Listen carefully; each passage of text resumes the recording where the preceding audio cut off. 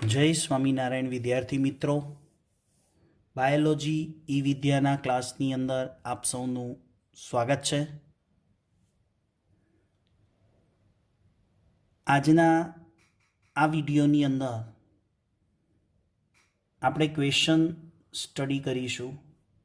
પરાગરજ અને સ્ત્રીકેસર વચ્ચે આંતર સંબંધ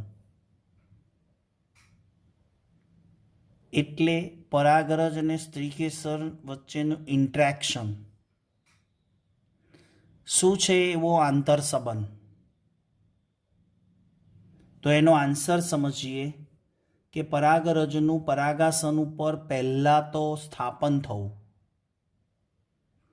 પરાગરજનું પરાગાસન ઉપર સ્થાપન થવું। સ્થાપન એટલે આગળના વિડીયોમાં શીખ્યા, ખાલી પરાગરજ પડવી એ અગત્યની નથી।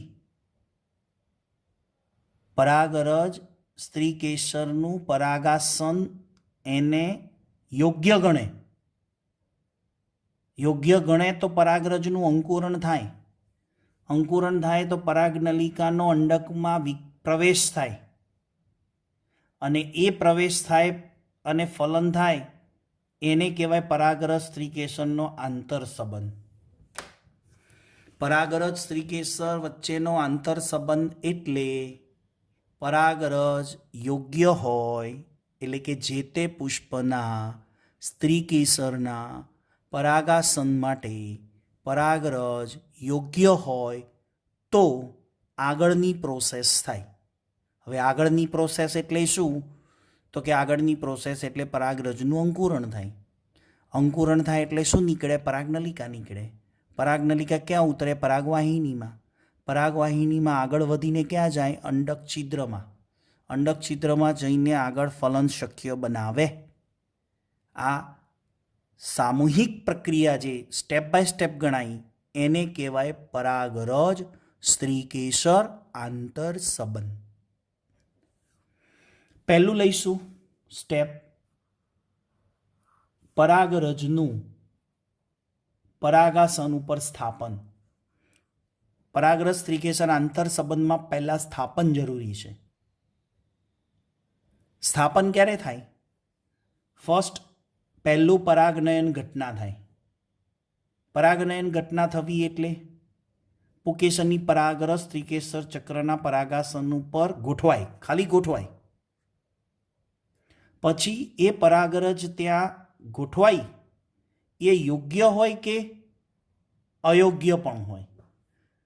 આટલા બધા બગીચાની અંદર કોઈ પણ પુષ્પ, ઘણી બધી પરાગરજ, ઘણા બધા સ્ત્રીકેસર, કઈ પરાગરજના માટે કયું સ્ત્રીકેસર યોગ્ય છે એ શું ખબર પડે? તો એવી ટેકનિક છે વનસ્પતિમાં। વનસ્પતિના સ્ત્રીકેસર પાસે અને પરાગરજ પાસે એવા રસાયણો છે, એવી ટેકનિક છે કે જે તે સ્ત્રીકેસર માટે કોઈ પણ પરાગરજ, કોઈ પણ સ્ત્રીકેસરના પરાગાસન માટે કોઈ પણ પરાગરજ યોગ્ય હોય એવું ન પણ હોય, કાં યોગ્ય હોય કાં અયોગ્ય હોય। હવે જો પરાગરજમાં યોગ્ય એટલે કે સંગત પરાગરજ એટલે શું? યોગ્ય પ્રકારની હોય એને સંગત પરાગરજ કહેવાય। તો કે સંગત પરાગરજ એટલે શું? તો કે જે તે સ્ત્રીકેસર ઉપર એનું સ્થાપન થાય, પછી એનું અંકુરણ થાય અને આગળની ઘટનાઓ બને એને કહેવાય સંગત પરાગરજ। નંબર 1। નંબર 2, કેટલીક પરાગરજ અસંગત પણ હોઈ શકે। અસંગત એટલે અયોગ્ય પ્રકારની। એક ટેકનિક વડે સમજીએ આપણે, થોડુંક આકૃતિને ધ્યાનમાં લઈને, જેથી તમને સૌને ખ્યાલ આવે।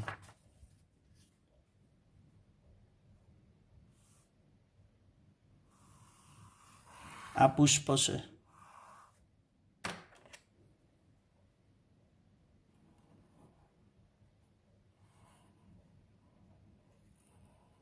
આ સ્ત્રીકેસર છે,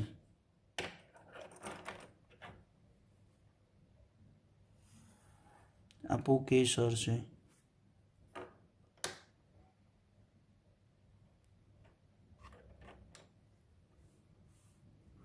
આ અન્ય પુષ્પ છે.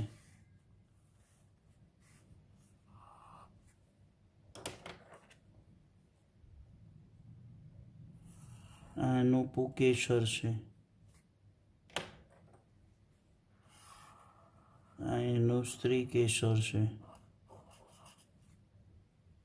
હવે સમજો કે આ પુષ્પની પરાગરજ અહીંયા પડી અને એક પુષ્પ એક અહીંયા પણ છે. આ એનું પરાગાશય અને આ એનું સ્ત્રી કેસર. આની પરાગરજ પણ આવીને પડી, આની પરાગરજ આવીને પણ પડી. એક ઉદાહરણ છે. ચલો, આ પરાગરજ અહીંયા પડી અને આ પણ પરાગરજ અહીંયા પડી. ખાલી માત્ર આવી છે. હવે શું થાય? હવે આ સ્ત્રી કેસરનું પરાગાસન, આ બંને પરાગરજ છે. એમાં એમ સમજો કે કોઈ આ પરાગરજમાંથી પરાગનલિકા અંકુરણ થઈ અને આગળ વધે અને નરજન્યુને માદાજન્યુ સુધી લઈ જાય. તો આ પરાગરજમાંથી પરાગનલિકા સર્જાઈ અને આ પરાગરજમાંથી પરાગનલિકા સર્જાતી નથી. તો આને કઈ પરાગરજ કહેશો? અયોગ્ય. અને આને કઈ પરાગરજ કહેશો? યોગ્ય. એટલે કે આ સ્ત્રી કેસરના પરાગાસન માટે, આ સ્ત્રી કેસરના પરાગાસન માટે આ પરાગરજ સંગત છે, જ્યારે આ પરાગરજ અસંગત કહેવાય. સમજાય છે? ઓકે. ઘણીવાર શું થાય? સ્વયં અસંગત પરાગરજ. એટલે કે આ પુષ્પ છે ને, દ્વિલિંગી છે, આની જ પરાગરજ અહીંયા પડે તો એ આ પુષ્પની જ પરાગરજ એ જ પુષ્પના સ્ત્રીકેસર ચક્ર ઉપર પડે પણ અંકુરણ ન પણ થાય. હા, એટલે સ્વયં અસંગત તે જ વનસ્પતિ માટે. સમજાય છે ને? ક્લિયર. એટલે એક ટૂંકમાં શબ્દ સમજો. કોઈ પણ સ્ત્રી કેસર ચક્રના પરાગાસન ઉપર ઘણા બધા પુષ્પોની પરાગરજ આવીને પડે ખરી, પણ એમાંની જે સંગત હોય એનું જ અંકુરણ થાય. સમજાય છે? તો અહીંયા આગળ શબ્દ આવે છે સંગત પરાગરજ હોય તો, એટલે કે સાચા પ્રકારની હોય. તો એનો અર્થ કે બાકીની એ પરાગાસન માટે ખોટા પ્રકારની છે, અસંગત છે, તો સ્ત્રી કેસર એનો સ્વીકાર કરે. સ્ત્રી કેસર ચક્રનું પરાગાસન એનો સ્વીકાર કરે, એનો અર્થ પરાગનલિકા વિકસે અને બાકીની પશ્વફલન ઘટના, પશ્વફલન ઘટના શબ્દ ચોપડીમાં ખોટો છે. એનસીઆરટી બુકમાં એક શબ્દ આપ્યો છે પશ્વફલન ઘટના થાય, એ શબ્દ ખોટો છે. એની જગ્યાએ કયો શબ્દ હોવો જોઈએ? સુધારજો બધા વિદ્યાર્થી મિત્રો લાઈનમાં, કે સ્ત્રી કેસર જો સ્વીકાર કરે ને તો પશ્વફલન ઘટના નહીં, એની જગ્યાએ પશ્વપરાગનયન ઘટના થાય. આ શબ્દ સાચો છે. એટલે એનસીઆરટી લાઈનમાં પશ્વફલન ઘટના જો છપાયું હોય તો એ શબ્દ કાઢી નાખવાનો, એની જગ્યાએ શબ્દ લખવાનો પશ્વપરાગનયન. એટલે એકવાર પરાગનયન થયું અને જો પરાગરજ સંગત હોય તો સ્ત્રી કેસર એનો સ્વીકાર કરે, અને સ્ત્રી કેસર એનો સ્વીકાર કરે પછી પરાગનયન પછીની ઘટના શું? પરાગરજનું અંકુરણ થવું, પરાગનલિકા વિકસવી, પરાગનલિકા પરાગવાહિનીમાં ઉતરવી, આગળ વધવી, બીજાશય સુધી પહોંચવી, અંડક સુધી પહોંચવી અને નરજન્યુને માદાજન્યુ સાથે ભેગા કરવા. આ બધી ઘટના પશ્વ પરાગનયન ઘટના. અને જો અસંગત પરાગરજ હોય તો, એટલે કે ખોટા પ્રકારની હોય, તો સ્ત્રી કેસર એનો શું કરે? અસ્વીકાર કરે. અને સ્ત્રી કેસર એનો અસ્વીકાર કરે તો પશ્વ પરાગનયન ઘટના અટકી જાય, થાય જ નહીં. એટલે કે પરાગરજનું અંકુરણ ન થાય અને પરાગનલિકાનું સર્જન ન થાય. એને કહેવાય પશ્વ-પરાગનયન ઘટના સ્ટોપ થઈ ગઈ કહેવાય. આમ સાબિત શું થયું? સ્ત્રી કેસર પરાગરજને ઓળખે. નંબર 1. સ્ત્રી કેસર અને પરાગરજ વચ્ચેનો સંવાદ કહેવાય આને. ઇન્ટ્રેક્શન. સંવાદમાં શું થાય? સ્ત્રી કેસર સાથે આંતરક્રિયા કરતા પરાગરજના રાસાયણિક ઘટકો મધ્યસ્થી તરીકે વર્તે. એટલે આપણે એમ વિચારીએ કે આટલી બધી પરાગરજ હોય બગીચાની અંદર, આટલા બધા પુષ્પો હોય, આટલા બધા સ્ત્રી કેસર હોય કે જેનું પરાગાસન હોય, કઈ પરાગરજને કયું પરાગાસન અનુકૂળ હશે? એ બંને વચ્ચે ઇન્ટ્રેક્શનની વાત છે આ થિયરીમાં. પણ એ ઇન્ટ્રેક્શન મધ્યસ્થી તરીકે કોણ વર્તે? પરાગરજના રાસાયણિક ઘટકો. પરાગરજના રાસાયણિક ઘટકો જ નક્કી કરે કે આ પરાગાસન જે તે પરાગરજ માટે અનુકૂળ છે કે નહીં. અને એ પરાગરજના રાસાયણિક ઘટકો યોગ્ય સ્ત્રી કેસરની પસંદગી કરે, યોગ્ય પરાગાસનની પસંદગી કરે તો આગળની ઘટના શક્ય બને. સમજાય છે? આગળ સેકન્ડ, જો સંગત પરાગરજ હોય તો શું થાય? પશ્વ પરાગનયન ઘટના થાય. પશ્વ પરાગનયન ઘટના શબ્દને બરાબર સમજો. એટલે કે સંગત પરાગરજ એટલે સંગત પરાગનયન.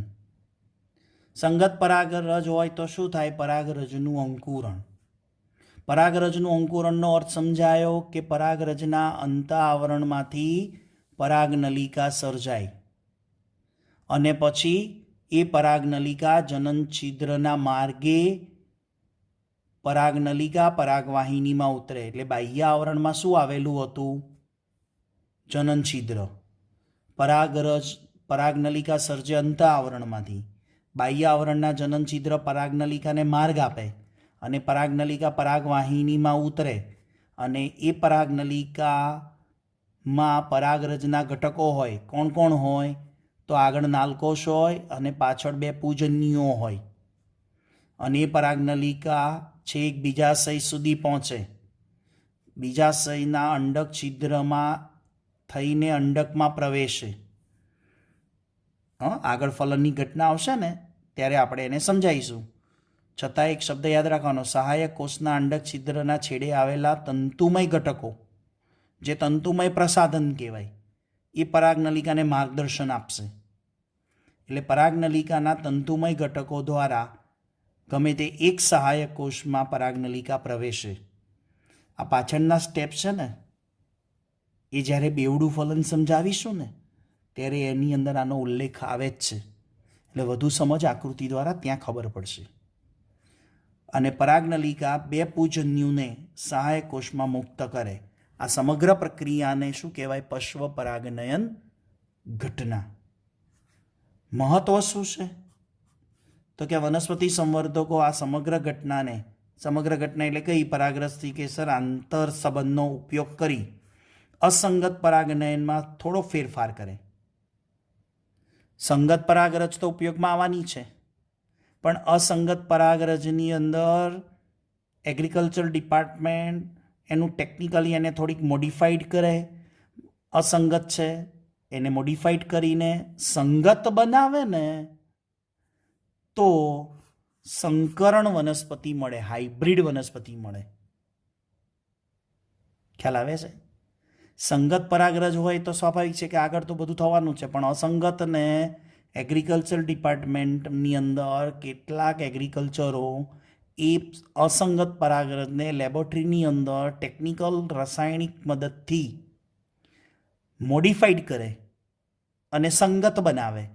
અને જો આવી પરાગરજ સંગત બની જાય ને તો પેલા પુષ્પના લક્ષણો પણ આવે અને એને જ કારણે આપણને ઇચ્છિત સંકરણ વનસ્પતિની જાતો મેળવી શકાય, હાઇબ્રિડ જાતો. ગુલાબ ઘણા રંગના છે. આમ ગુલાબ ગુલાબી રંગનું જ હોય ને, પણ ગુલાબ પણ અલગ અલગ રંગના શું કરવા જોવા મળ્યા? જાસૂદ પણ 3 થી 4 કલરમાં આવે છે. એ કુદરતી રીતે સંગત થઈ છે, પણ કૃત્રિમ રીતે સંગત કરવા લેબોરેટરીનો ઉપયોગ કરવો પડે. તો આ થયો વિદ્યાર્થી મિત્રો ટોપિક સ્ત્રીકેસર પરાગરજ આંતર સંબંધો. આશા રાખું છું કે આપને આ વિડીયોના માધ્યમ દ્વારા આ ટૂંકનોની ખબર પડી હશે. તો આવતા વિડીયો લેક્ચર સુધી સૌ વિદ્યાર્થી મિત્રોને HP સરના જય સ્વામિનારાયણ.